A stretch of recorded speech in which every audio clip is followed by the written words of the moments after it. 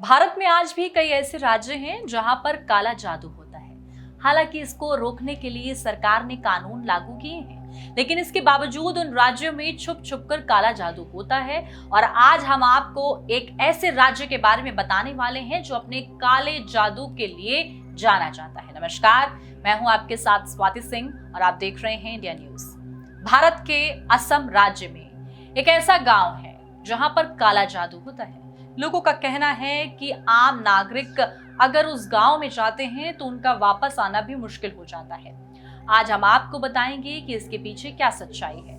असम की राजधानी गुवाहाटी से 40 किलोमीटर दूर ब्रह्मपुत्र नदी के किनारे बसे मायोंग गांव की कहानी भी कुछ ऐसी है। भारत के असम में मायोंग नाम का एक ऐसा गांव है जिसे दुनिया भर में काला जादू की राजधानी के नाम से लोग जानते हैं।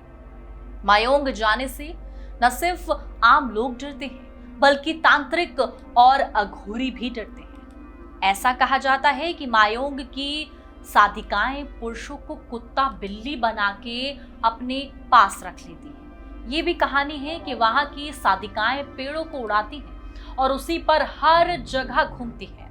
असम के कामाख्या देवी मंदिर से लगभग 45 किलोमीटर दूर मयंग गांव, जिसे कुछ लोग मायोंग भी कहते हैं।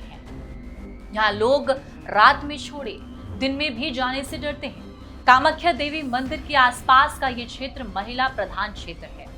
पौराणिक मान्यताओं के अनुसार महादेव ने कलयुग में सारे तंत्रों पर बंधन कर दिया था, सिर्फ स्त्री तंत्र को छोड़ दिया था।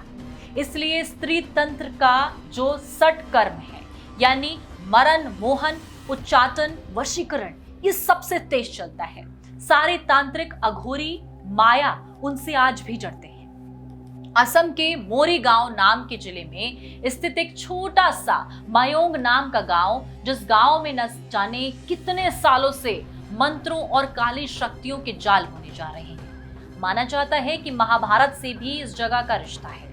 महाभारत में भीमपुत्र घटोत्कच मायोंग गांव का ही राजा था।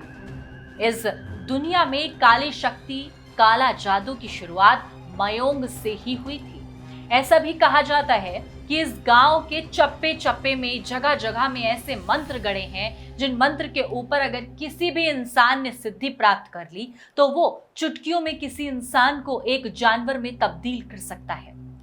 अब सवाल है, क्या देश में इसे रोकने का कोई कानून है? फिलहाल अंधविश्वास, काला जादू, जादू टोना या मानव बलि से निपटने के लिए कोई ऐसा कानून नहीं है जो देश भर में लागू होता हो।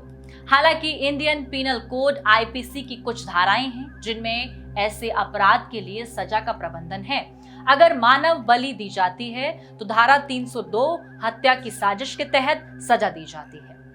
इसके अलावा धारा आपको बता दें 295 ए के तहत भी केस दर्ज किया जा सकता है। ये धारा तब लगाई जाती है जब धार्मिक भावनाओं को ठेस पहुंचाने के इरादे से जानबूझकर कोई काम किया जाता है। तो क्या फिर कोई कानून नहीं है? अब सवाल ये है, काला जादू या जादू टोना या अंधविश्वास से निपटने के लिए भले ही कोई केंद्रीय कानून नहीं है, लेकिन कई राज्य ऐसे हैं जहां इन्हें लेकर कानून है।